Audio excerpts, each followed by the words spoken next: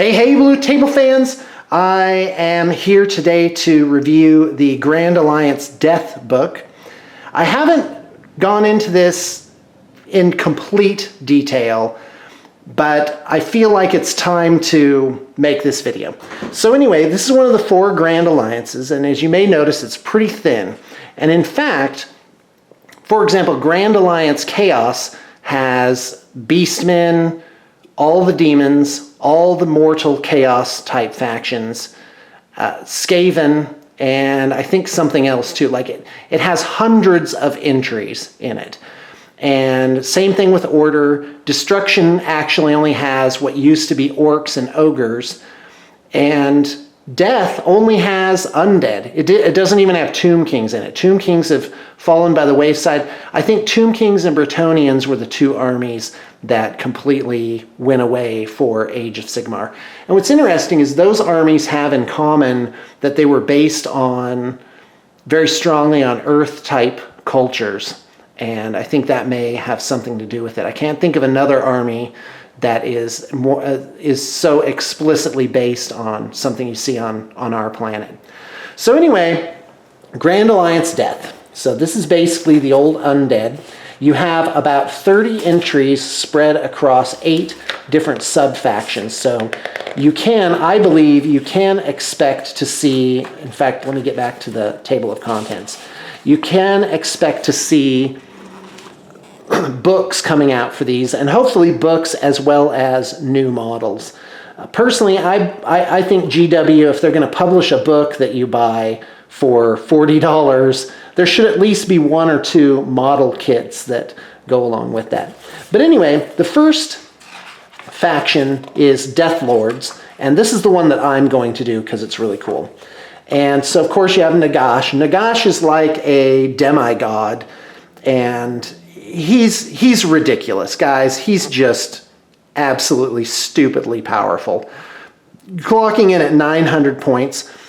Now, there are factions that can summon things, notably Seraphon, which are the lizard men, Chaos, which summons demons, and then, of course, Undead.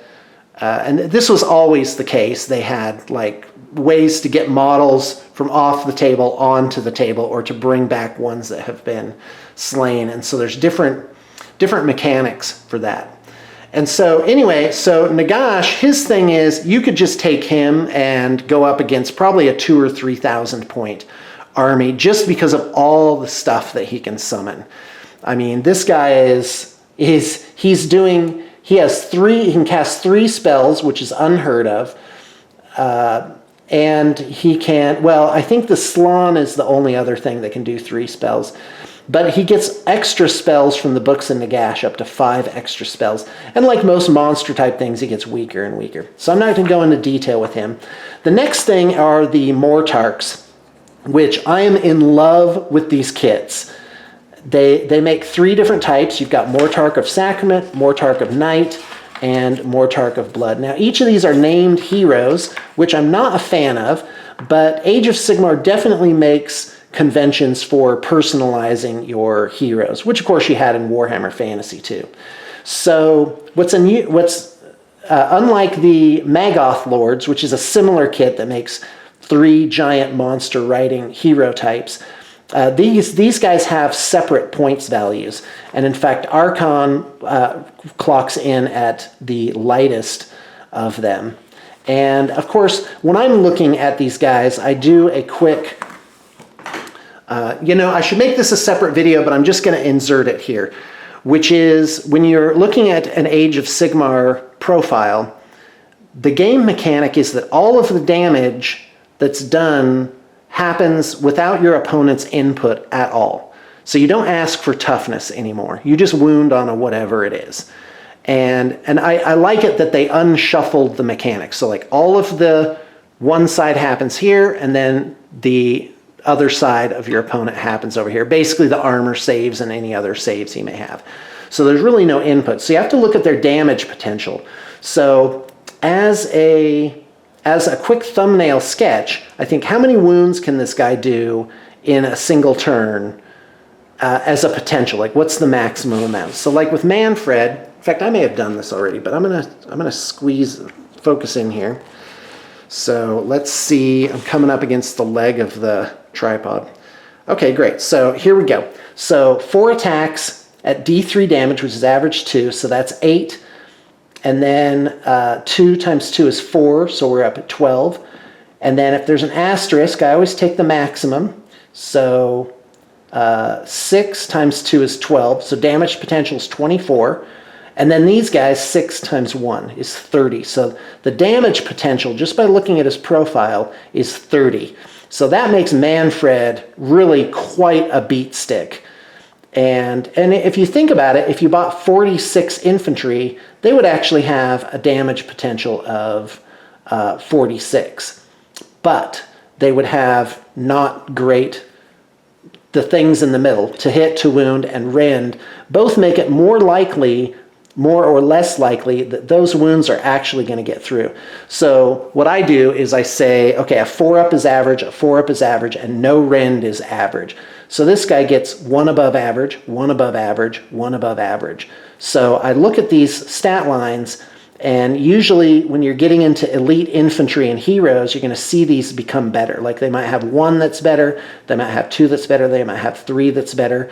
If you get 3 up, and -2 rend, that's about as good as it gets. And that would be, in terms of eliteness of the damage, I'd count that as like 4 grades of it, or 4 levels of like sort of making that damage potential more likely to actually land.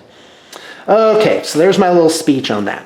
So I do like a quick thumbnail sketch on what the damage potential is. And then what you look for in the profile is you look for how this model interacts. So you've got what I call powers, which are just things it does for itself. It could be movement powers, it could be damage powers, it could be healing powers.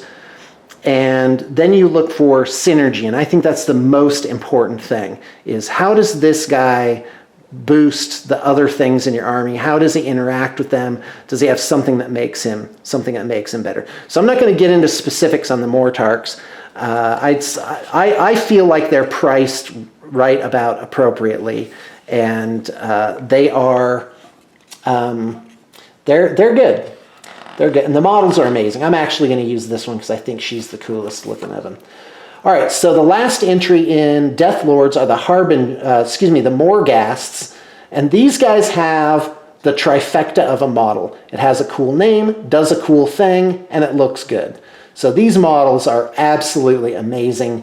They clock in at, you get 2 of them per kit, and they clock in at 120 points per guy. And so you're talking hero pricing on these. But the question is, do they deliver hero level performance? And the answer is a resounding yes. These guys are great.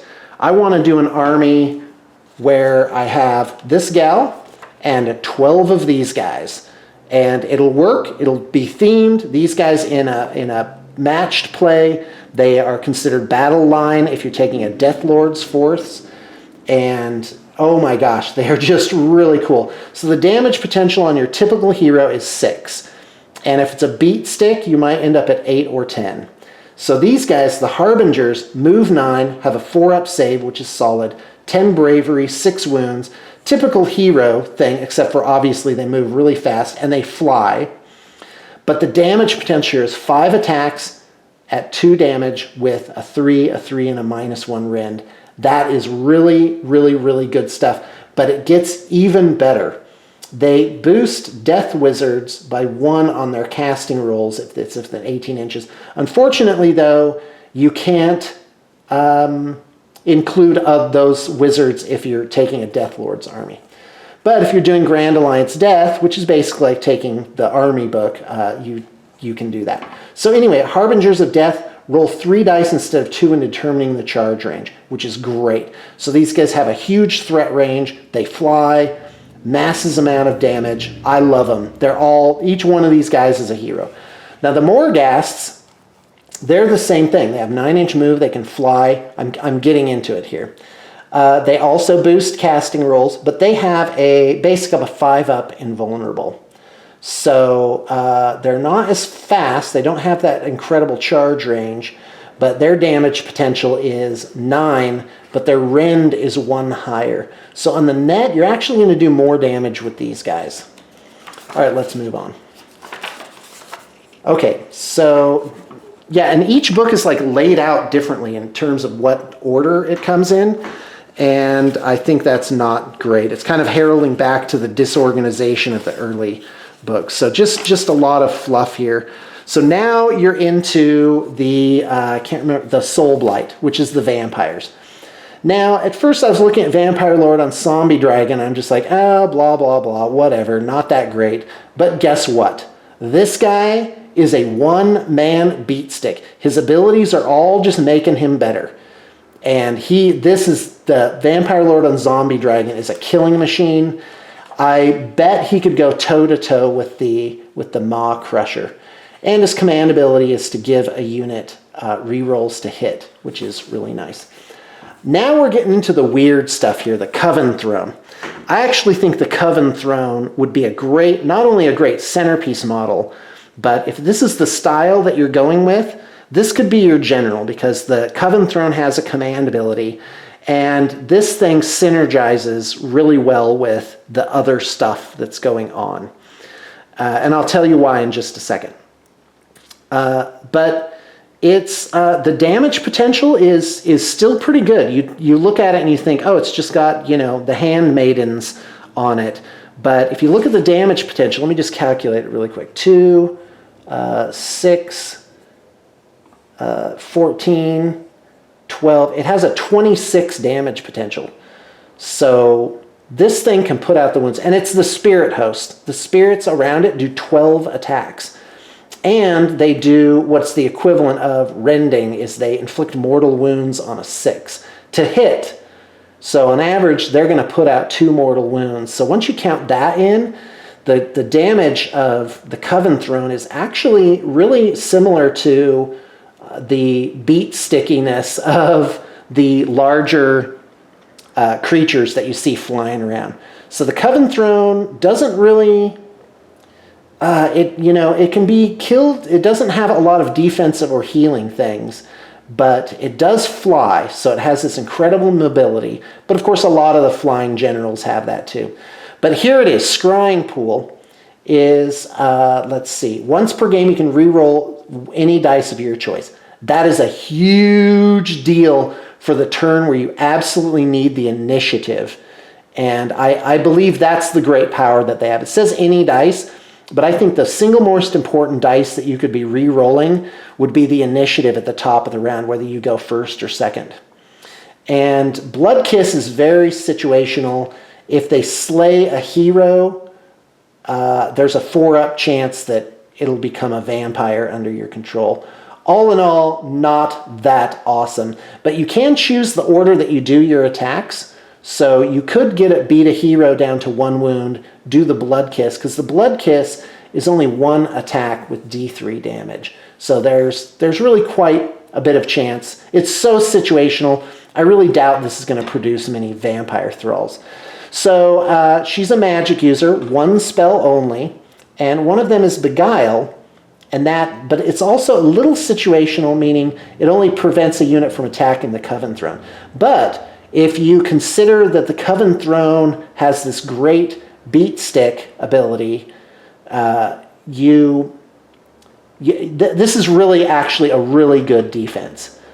But again, she only does 1 spell a turn, but with the mobility and with this, I think this unit has quite a bit of survivability and can, hurtle around and pick things off. Tactical Insight, so here you go. It's again the scrying. This is a command ability, so it automatically happens. Let's see. Oh, you can re-roll ties for the initiative roll. But again, that's pretty weak because the chance of a tie is only 1 in 6. But it does mean, on average, once per game, assuming the Coven Throne makes it through, you're going to be winning. You're going to be at the top of the round rather than the bottom of the round, which is an absolutely huge deal. So it just depends on what kind of general you want. And again, did I write the points down? I didn't.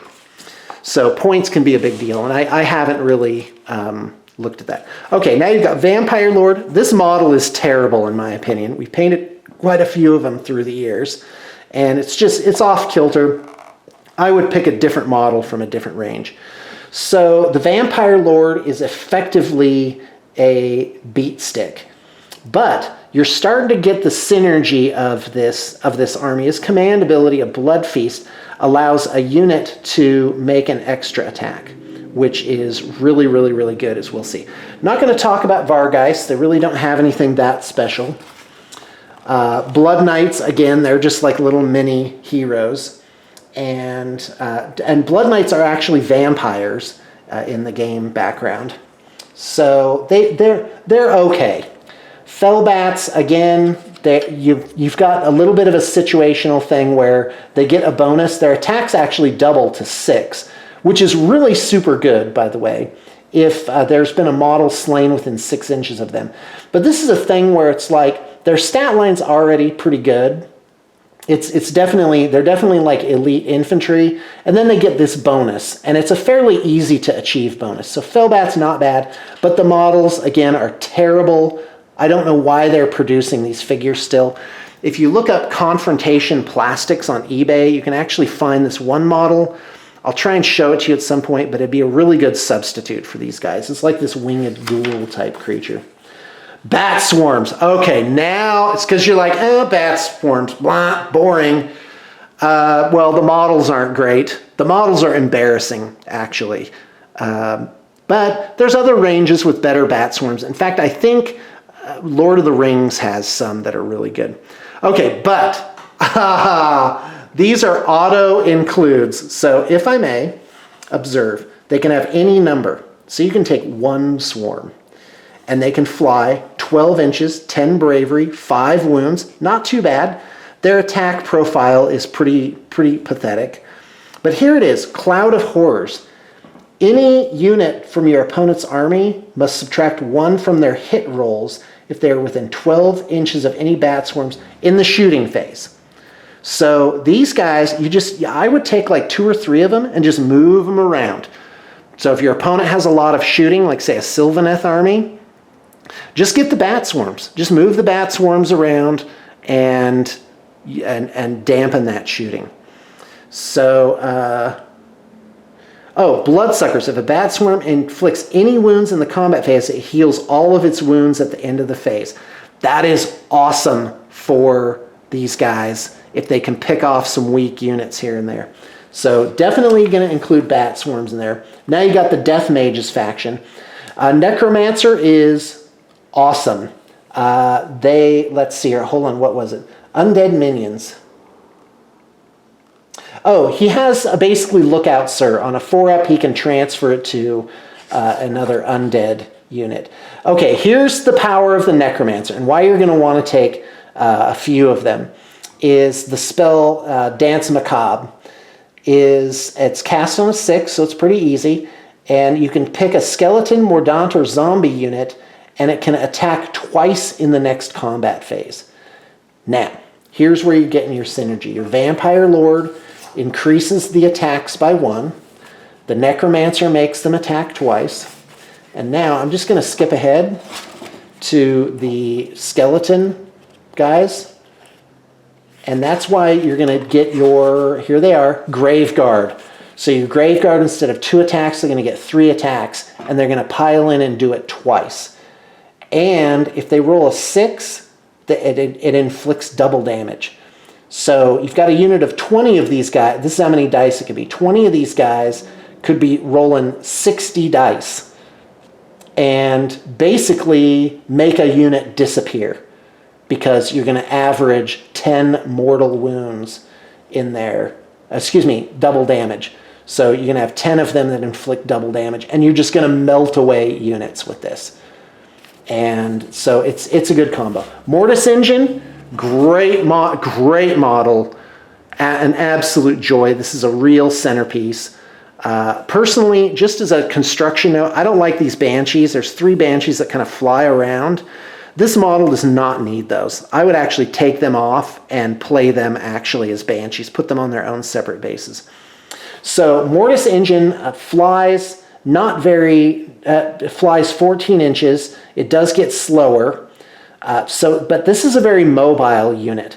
The damage potential on it is really pretty good with the Spectral Host with 12 attacks at maximum force. But what's cool about it is that this becomes sort of this, it affects everything in a radius. Roll 2 dice for each enemy unit within the range shown on the damage table. So this is Whale of the Dam, 9 inches all the way down to 5 inches. 9 inches around this very large base is going to create this huge radius. In fact, it's going to create about a 2-foot bubble around itself. And it's enormous. Like, you are going to affect a lot of units. And if you roll, let's see, if roll 2 dice for each enemy unit within the range. If the total is higher than that unit's bravery, it suffers D3 mortal wounds. 2 Mortis engines would just wear down an enemy force like crazy, just picking away at, with guys just falling dead left and right. So Frightful Strike, that's the rending, quote unquote, of the Spectral Host. So once per game, he can release the Reliquary. Each unit within that many inches, so there's, where is it? Hold on. Oh, you roll 4 dice, so it's average of 14-inch radius, which is huge, is struck by the wave of necromantic force. Death units that are struck heal D3 wounds. Any other units suffer D3 mortal wounds. So I got to tell you, a pair of Mortis engines is really not very nice, because you could let that loose probably the first turn and just do an enormous amount of damage. So that's kind of the deal with the undead, is they're going to wear you down and they're just going to keep coming back. So they have a lot of healing stuff, and they have a lot of this battle of attrition things going on.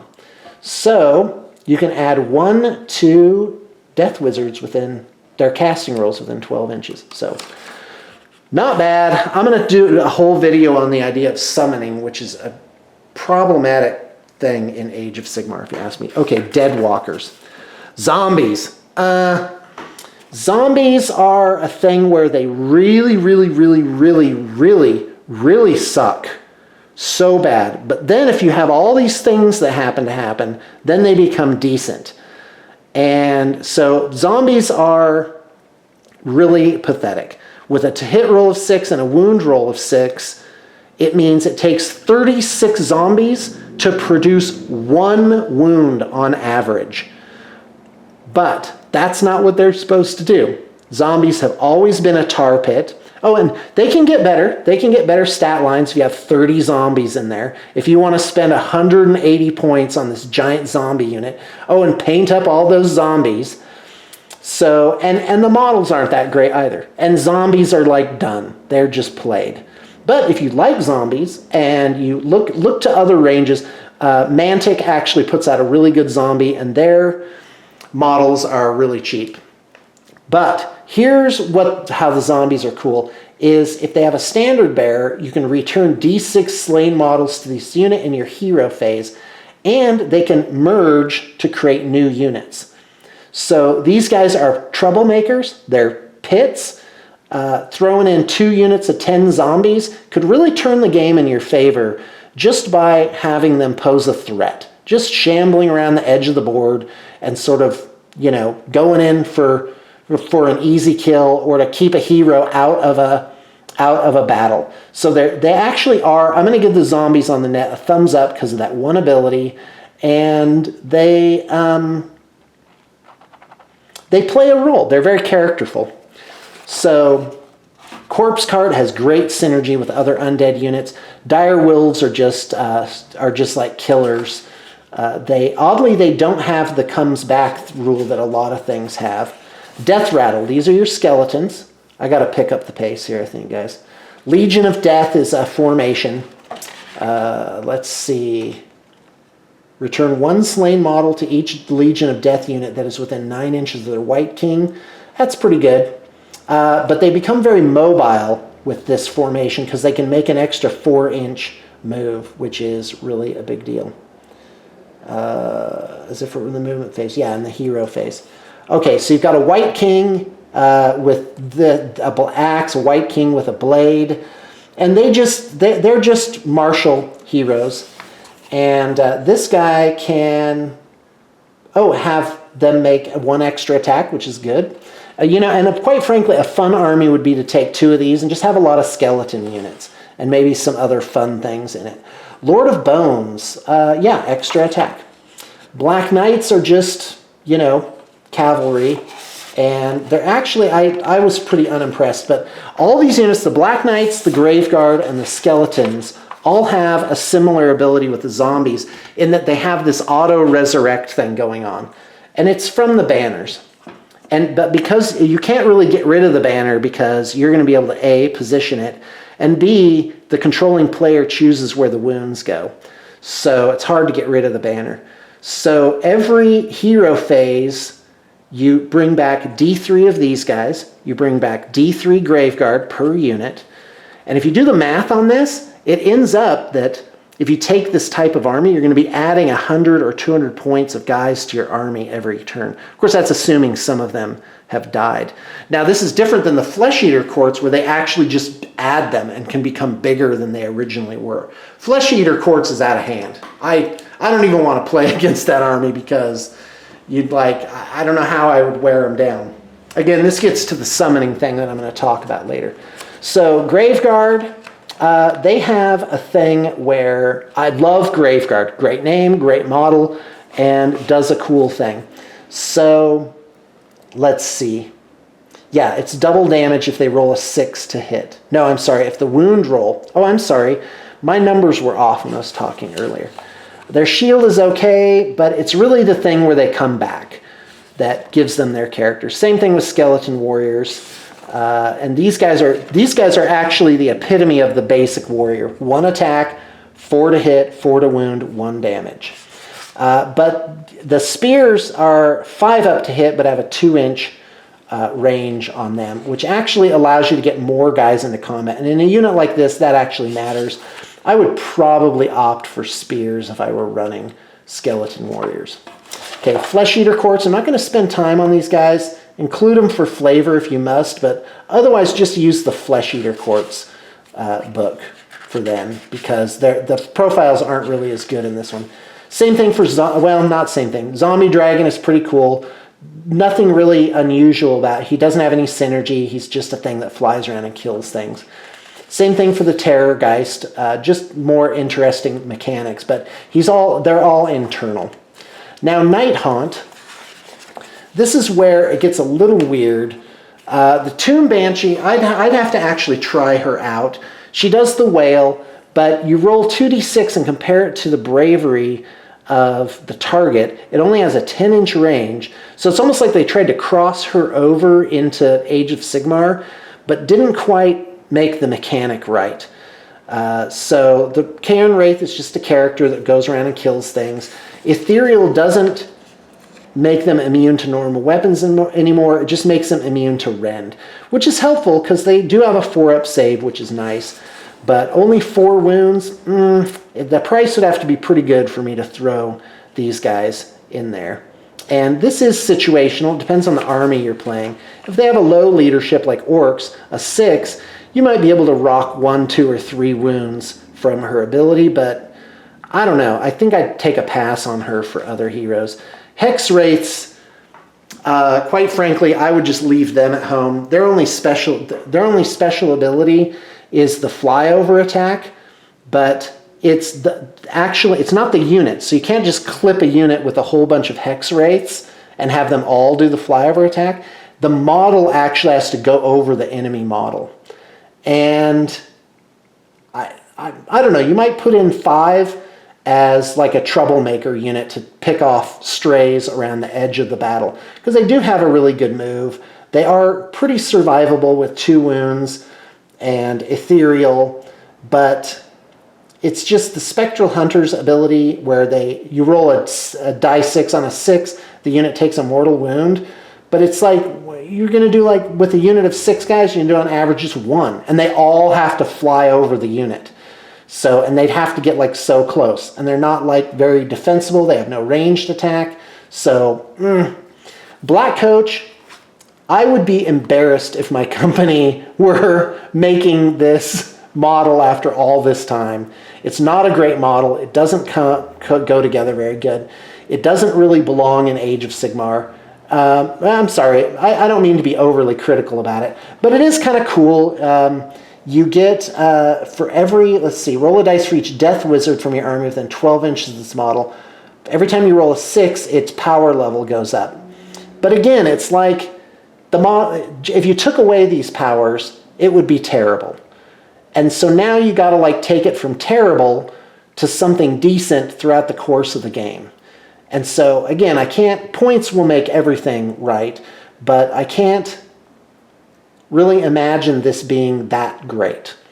So I don't know, time will tell if I'm wrong or not. And that, guys, oh no, there's the Spirit Host. Oh, I love the Spirit Hosts. Everything's good about them. It's the Frightful Touch. They get 6 attacks per base, and if you roll a 6, the opponent takes a mortal wound.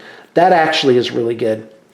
Even though it's 5 up to hit, 4 up to wound, only 1 damage for the rest of it, I think the mortal wound actually makes up for it. And they fly, but only at 6 inches, with a little bit of defense for ethereal makes them slightly better. So Spirit Hosts, I would take Spirit Hosts. In fact, if I were going to do a themed army, I'd have Spirit Hosts, and then I would do my Morghasts and stuff, because that sort of ethereal ghost creature thing I would carry throughout the army, and I think it would look really good and create a great theme. So guys, that is my review of Grand Alliance Death, and I hope you've enjoyed and are getting stoked for Age of Sigmar.